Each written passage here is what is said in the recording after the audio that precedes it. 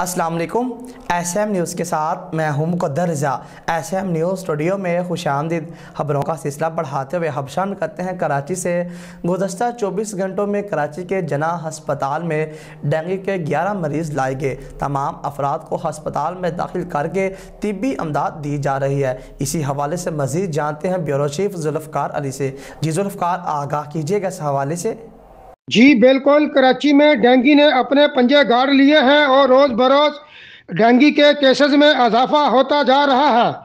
सरबराह जनाह हस्पताल प्रोफेसर शाहद रसूल के मुताबिक रवा साल जनाह हस्पताल में डेंगू से मुतासरा 75 मरीज़ लाए जा चुके हैं, जबकि रवा साल जनाह हस्पताल में डेंगू से 2 हलाकतें भी हो चुकी हैं।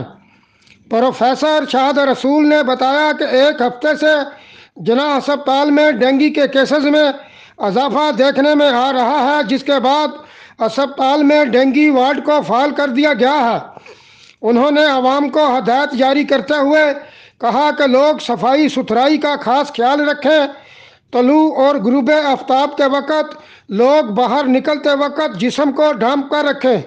सरबराह जनाह अस्पताल प्रोफेसर शाहद रसूल का मज़ीद कहना था कि मुतासरीन में बच्चे और ख़वातीन भी रिपोर्ट हो रहे हैं। जी बहुत शुक्रिया जुल्फ़कार तफसीलात से आगाह करने के लिए। अब तक के लिए इतना ही। मज़ीद खबरों के लिए देखते रहिए SM न्यूज़।